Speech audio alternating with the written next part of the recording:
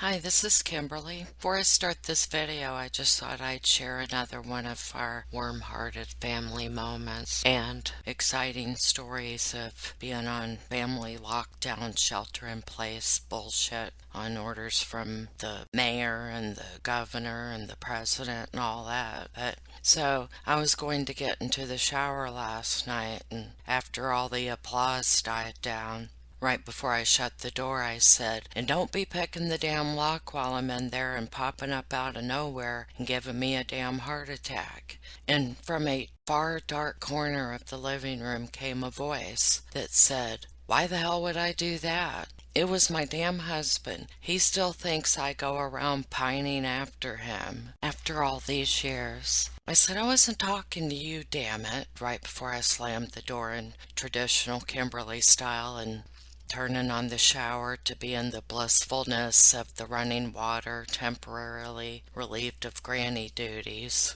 But yeah, that's the extent of our exciting shit going on around here. The video I'm playing right now at the first of this video is, of course, asshat flipping his shit while nosy neighbor Nate. And nosy is said in jest, so please don't get your feelings all hurt on behalf of Nate. I am kidding. But while nosy neighbor Nate is showing the police officer the security video and shit, the reason I'm showing this is because Nicolas says in his interview that Fuckface was attempting to cover the upper left of Nate's TV screen from not only the officer but from his view too. And Nick said, "I had to keep moving because of this." So I don't see that. And the only reason I point this out is because Nick is seen on the officer's body cam coming into the house just as Lunkhead was leaving. So I'm not calling Nick a liar or anything of the sort. He could have very well been in the house and behind the officer,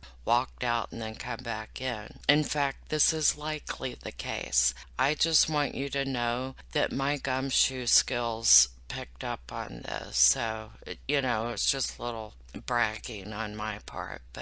And then while I was editing this video, I'm pretty sure I saw Nick there in Nate's house. He was holding his little sister standing next to Nickole, and I'm pretty sure that is Nick. So damn it, I have to admit again that I'm wrong.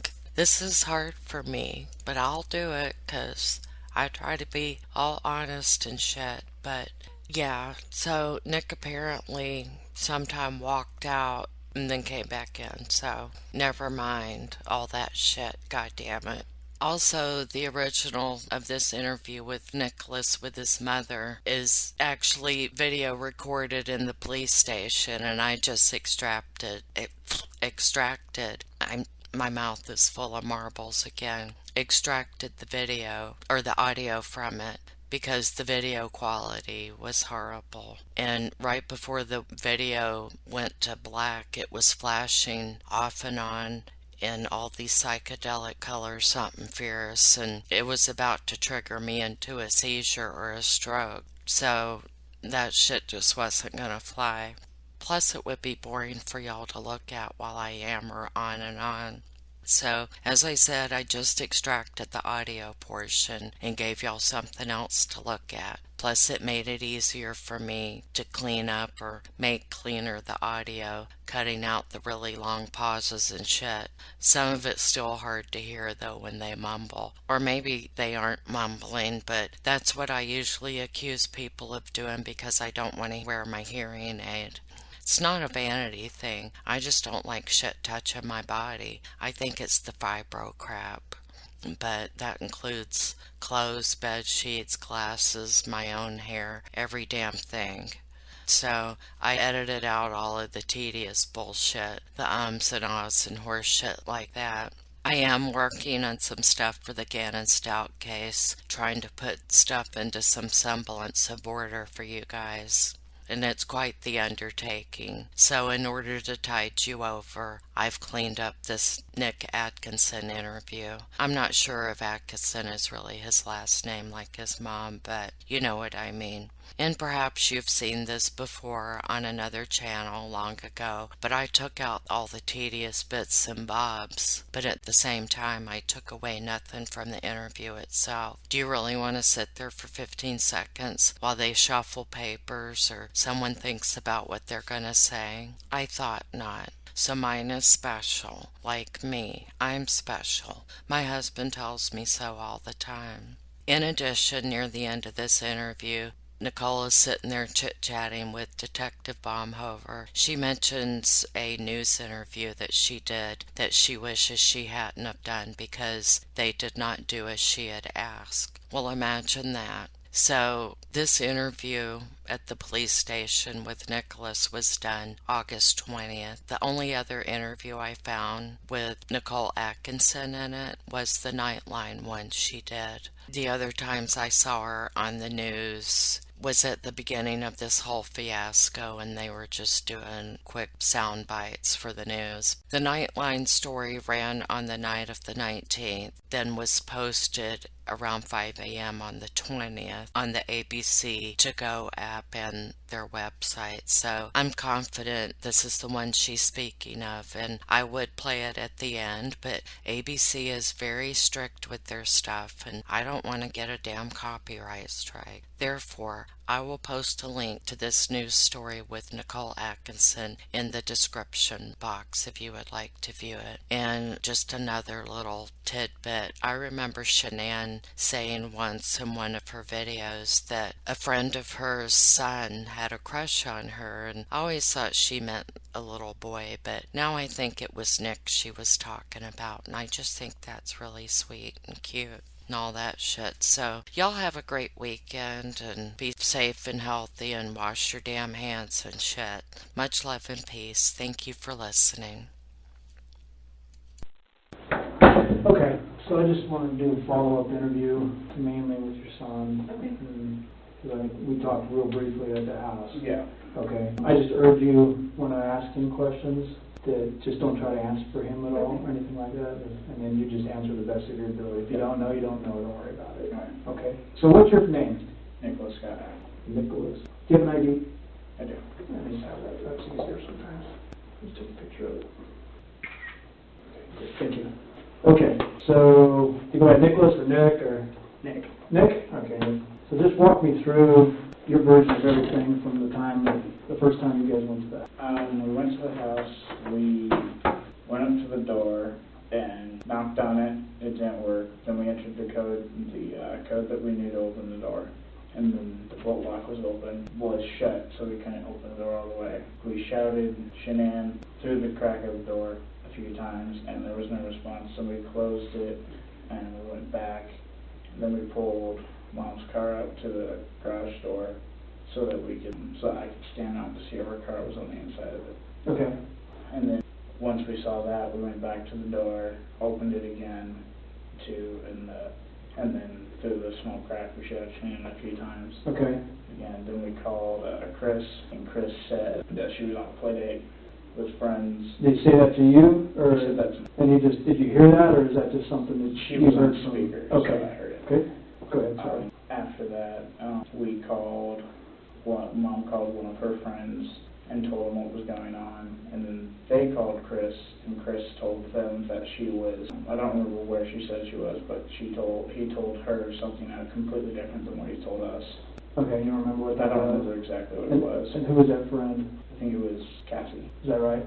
I think I talked to Addie, or it was just somewhere between Shanann's mom, what he told Shanann's mom, and then what he told Cassie, and what he told, I believe, Addie. Okay. And everybody he told different things, and then about 40 minutes of doing stuff around the house, well, not around the house, trying to get into the house, I figured while she's in there and she's unconscious, because their alarm's gone off before when I was dog sitting, and it's a loud alarm, so I lifted up the garage door so to trigger it, and it triggered, and then was disarmed. Okay. Oh, so you lifted the garage door purposely to trigger the alarm? Yes. Okay. I lifted it up purposely because I figured if she's asleep and couldn't hear us through the door, Yep. the alarm would definitely wake her up. Okay. And then that didn't work, so then me and Mom Chris called us and said to leave the house alone, and also asked us to not call the cops or kick the door open or anything. You said that over the phone? Yes. You heard that yourself? Yes. Okay, 1 second. He called back and said that? Yeah, sorry. Okay. Yes, he did. Okay. And then after that, we proceeded. We told him that we weren't there because we didn't want, because we didn't know what was going on. So we told him we weren't there. Then we got in the car and went to the doctor's office and we asked if they could tell us if she was there, if she didn't show up.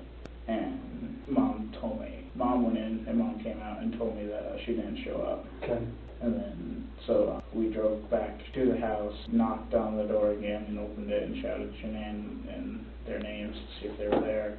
Called Chris, and he said he was already on his way by this time. Okay. And this was about an hour ago, give or take. And he said he was still an hour out. So then we decided to call the police. Okay. And then your officer arrived and went around and did everything I did, which is try to find a way into the house. Mm-hmm. And then we opened the door and through the slide crack, he shouted, "Police department, if anyone's in here, please make yourself known," 2 times, and then closed the door because nobody responded. Mm-hmm. And about 45 minutes later, so it took Chris about 2 hours and a half to get there. From the first call? Mm-hmm. Okay. And it takes him about 30-45 minutes from his work to get there. Okay. And then when he showed up, he opened the door. He went through the garage and opened her car door for us to, because the police officer and everybody, we all looked at it. And then he instantly booked it inside the house, ran around the entire house inside and everything, and then opened the front door and let us all in. Okay, so Officer Coonrod didn't go in with him at that point? No, because he said we have a right to our Fourth Amendment, and he can't legally go inside the house unless he had permission, because there was no signs of a fight or disturbance for him to be allowed to enter the home. Okay. And then once he came around and opened the front door for us, Chris said he could come in, and then they all went. They searched the main floor. No. Everybody went. They went upstairs, and Chris was about 10 feet ahead of everybody, and I followed them upstairs. And then when I came upstairs, I figured something was up and something wasn't right, so I instantly went over to the couch and started moving pillows, and I found Shanann's phone under the pillows. Okay, and what drove you to the couch?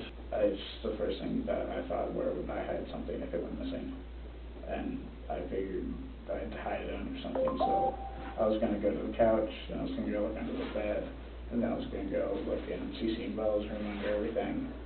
Okay. And the couch was just the closest thing. So when you found it under the pillows, you said? Yeah, it was under the pillows, so we're on the couch. Okay. Do me a favor. I know what it looks like. I just want you to draw the couch for me, and then how it would be situated in the room. You don't have to be an artist, but just with the best of your memory. I'll do like a overhead view. So here's that's the centerpiece, and this is the L couch. Okay. And then here's where their TV and setup and everything would be. Sure. The stairs would be here. This would be Cece's room, I think it is. Okay. And then this would be Bella's room.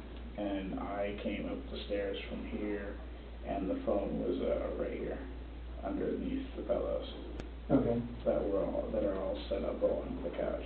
So is this laying underneath the pillows, or like in between 2 pillows, or? It had about maybe 3 or 4 pillows like on top of it, and Like laying flat? Or they were pushed and positioned back up to where like normally be? Like they would normally be under it. Okay.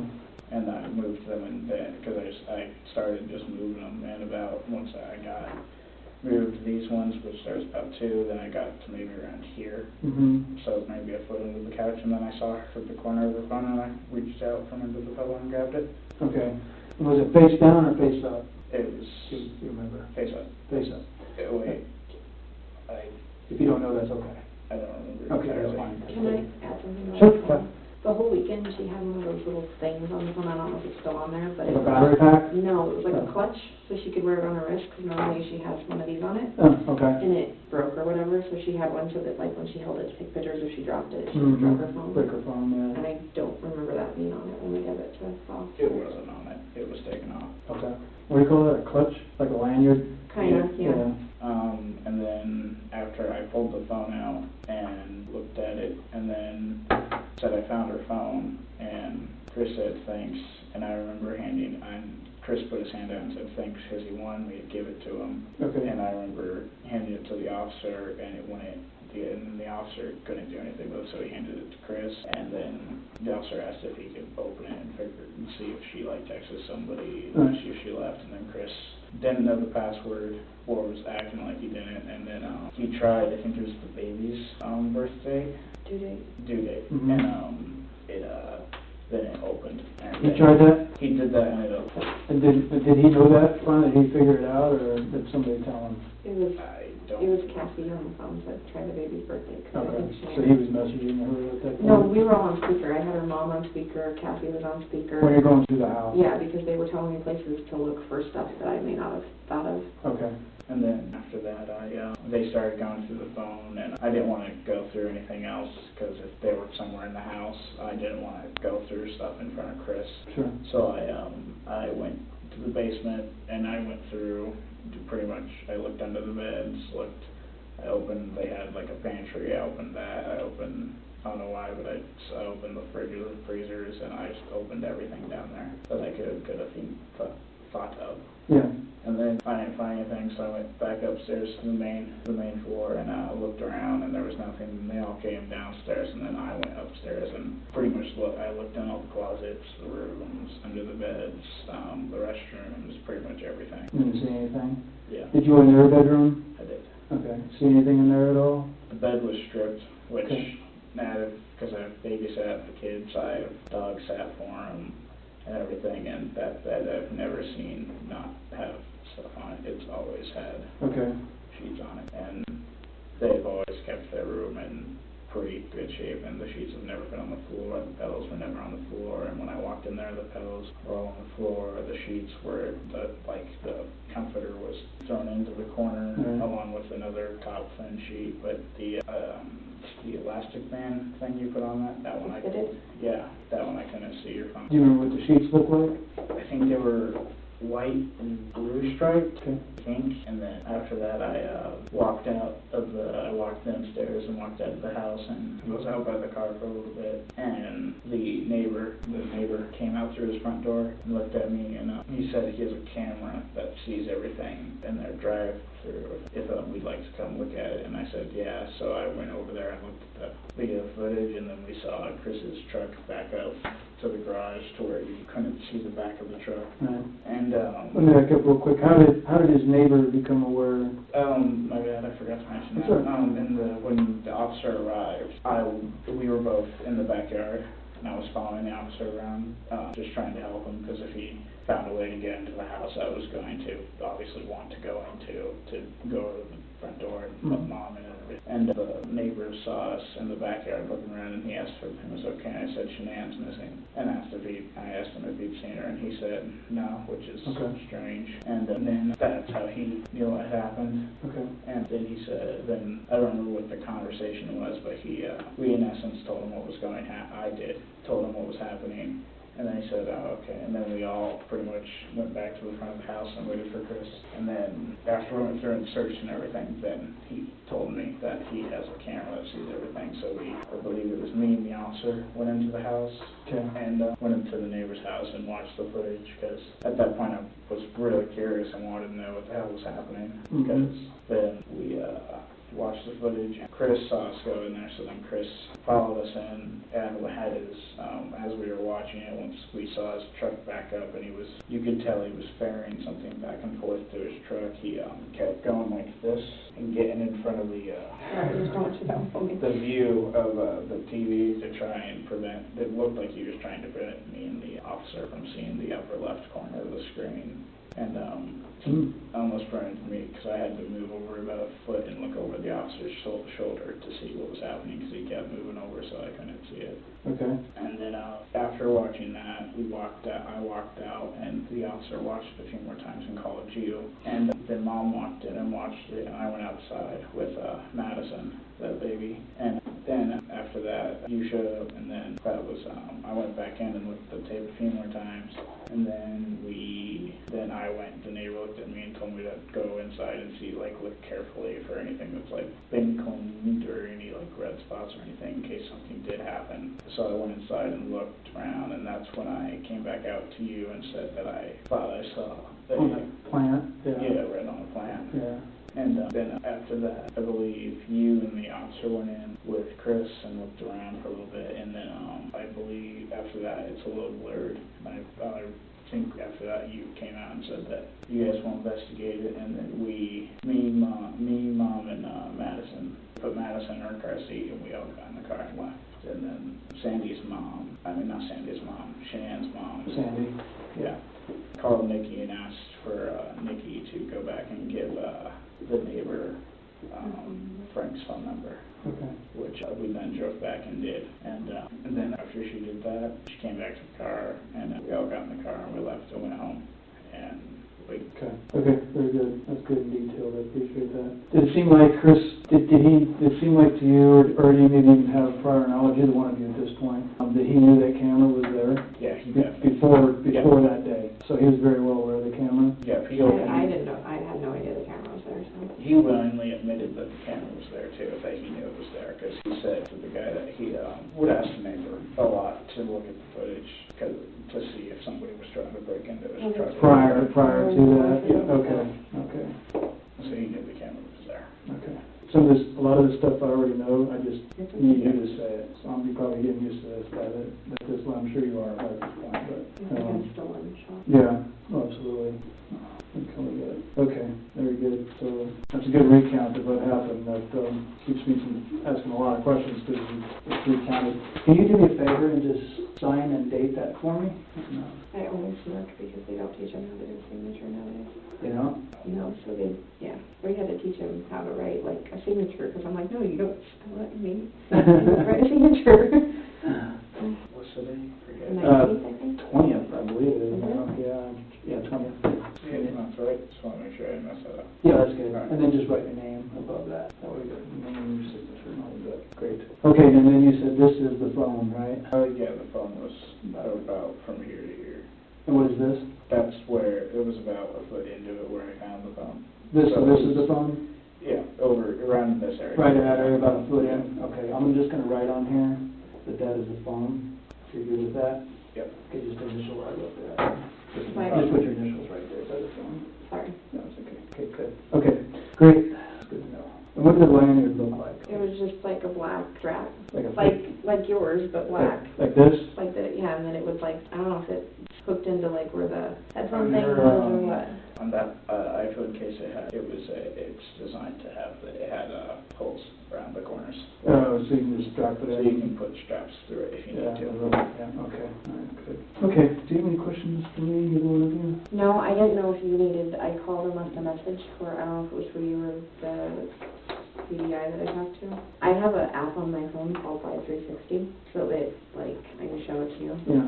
It tells you exactly, like, when I leave the house, to what points I go to, so, like, it has us taking off in Arizona on the top seat of the airplane as we're taking off, and then we landed in Denver, and then me leaving DIA, driving to our house, so I don't know if that has a timeline. I think we've got that on film when you left, when you dropped her off, absolutely, but, and it shows when you came back to the house Mhm. the next day and all that? Yep, it shows me going to the doctor's office, everything. Okay, absolutely then. Is there any way you can download that, or how does that work? She I took screenshots of it, so I can send it to you. I kept bothering her and saying, Mother, you have something that tracks you of where you went that 10 days. Okay, if you can email those to me, I know you probably have your card on, I'll give you another one, just Okay. for ease. You don't have to do it right now, but if you, tonight, if you, Okay. whenever it's convenient for you, if you can just email me all those screenshots, that'd be great. Okay. And then, we pretty much have that timeline down, but that definitely confirms it, and especially with the doctor and everything else, so it can't hurt. I'm actually at the point of putting together a very detailed timeline of everything. And my name, I got married July 4th, and we knew we were going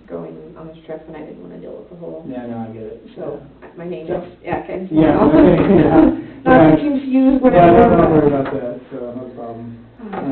Okay, make a note of that. what's it called, you said, 360? Life 360. Life 360? Yeah. It's like a breadcrumb tracking you, basically? Kinda. We do it because my husband has a hard time telling me when he's to work, and I worry that he gets in a car Yeah, I accident. get So you. Okay. he set it up to where it pings when I get to work and when my husband gets to work or when we're leaving. So Yeah, then he techie knows. guy. Yeah. I haven't played with it. Yeah. So then he knows they're on their way home. I need to stop doing whatever I'm doing. Wow, you're starting to catch on to why I set so many parameters on the house. I'll make a note here. Will email me screenshot. So I know we're all watching the news and whatever to Yeah. find out stuff or whatever to figure out. There definitely is going to be a trial and all of that, right? Yeah. And I'm sure we'll all have to testify. Absolutely, yeah. I don't see any way out of it. He is really trying to say that Shanann killed the girl. That's his story. So, I mean, autopsies will show that, won't that? Like timeline of when... I can't speak to anything about the autopsy at all. Well, no, I know, but that should... Autopsies don't necessarily give you a timeline. Do they They give you a do give you cause and manner, yeah. Okay. Yeah. Sharp kid you got over there. Done a lot of research on it my board times. Yeah. So, Yeah, so, and obviously we won't have those results for quite some time. Right. You know, the reports, and those always take a little while, because doctors, they literally dissect the information that they got, obtained Right. before they report on it to get as positive or as close to positive as they can. mm-hmm. But things will come out in the wash. That's how people always, And what do I know it's just a waiting game now, but is there anything we can do for the police department to take it against you? Oh, I mean, you just did. That's the way we look at it. So I can tell you personally, I knew something was really wrong when I went out there, and so did Officer Coonrod, which is why he called me. And it's just a matter of you have to do certain things and check off certain things before you can do anything. I knew then and there that there was. I mean, I did too. I just didn't want to think the worst. Yeah, and then we go through the same thing. We're thinking, different things, right? We do the same things, and it's just like, well, maybe she could have done this, or maybe this could have happened. She just got this news, so did she take off just to mess with his head, or you know what I mean? We have to check off all that. So that night, that's why we weren't sure, or did she go out in the field? Are we looking at murder-suicide? People have done crazy things. Right. And so we put a drone in the air that night to check all the fields in the area. We had all the canvas out. And I knew then that night, I already made the decision that if she has not returned by morning, even if we had nothing else than what we got from the house, we were going to initiate a full-blown investigation. Right. Which is what I did. And here we are. So That's all it took. yeah, because it was just too wrong, too wrong. Right. But he's a hard one to read, He's always been that way, though. Yeah. He was always, friendly, Mm-hmm. but oddly friendly, if that makes sense. Flat line. Yeah. Yeah. He played with the girls and he laughed and giggled with them. You've seen videos. He looked Yeah. like he was an amazing father, and Yeah. he was. But I don't know what happened behind closed doors. Yeah, I don't either. That part of it, I don't know. We may never know the details of that, Right. or even what happened. That's the full details. Mm-hmm. That will certainly dig. That's my job. So I still have friends at CBI that are still helping with certain things. So if you get calls from them, whatever, follow up, and Right. they're still in it. Obviously, this is a huge investigation for one detective, so there's no way I can do it alone. Right. So, okay. We're not talking to the media. I did do the one pleading her to come home, and then I did one yesterday, which was stupid. I thought they were actually going to do what I asked them to, which was just ask for a health and wellness check. Yeah. Go check on your friends and family. Yeah. And so, Yeah. they're from your mistakes, right? That's why we don't talk to them. I get that now. They're very persistent, though. Is there a line between harassing? Yeah, if you tell them to stop calling me and they continue to do it, then just don't have a conversation with them at that point. If they continue to bug you, Mm-hmm. then start calling. You live in Firestone, right? Yeah. Yeah, so just call Firestone PD and tell them so these guys will not stop harassing me, and then they can call them. Usually they'll back off pretty quick if you go to that level. Okay. They don't want that, so. What about like, and I know that this is probably irrelevant and it's not even really important, but what about the people on the conspiracy theories and all of that? Yeah, I can tell you I've got thousands of those, that, like, what people think, how it happened, how it went all down and all Oh, that. Yeah, so. Or how involved I was or wasn't involved, or... Oh, yeah, we know better than that. So if anybody says anything like that, just ignore it. I mean, I'm not gonna tell you what to do or how to live your life, but the further you stay away from media or social media regarding this, the happier you're gonna be. Just stay I mean, away I'm not responding to any of them. Good, yeah. I'm not whatever, but I'm just... Even reading them, I can tell you, is not good. I mean, Yeah. I don't read any of that. My wife has told me that there's some articles that said that I've said some things, but I don't talk to the media, so I have no idea. I mean, on the way here, I got an email from somebody that posted something, some article, and they said they were apologizing because they're like, now that we know more of the facts, this wasn't what we misquoted, and that they had retracted it. My issue was on, what was it, Friday night? Some of the pictures they were posting was my daughter and Bella, not Bella and Cece. Like, I know that's a silly thing, but That's my daughter was being, yeah, people don't care. Yeah, that's and what I called them and said, can you please take that picture off of your news article, because that is not Bella and Cece, that is Bella and my daughter. Which channel was that? It was Fox 59, and then, Okay. I don't know, was it Channel 7? Yep. Yeah, and they took it down, but I was just like, that's not okay. Like, you're using pictures of people you don't even know anything about.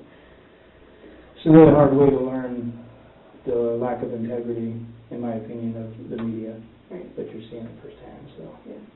That's why I didn't watch the news or pay any mind to them. Yeah. Well, good, I'm glad you know now, so.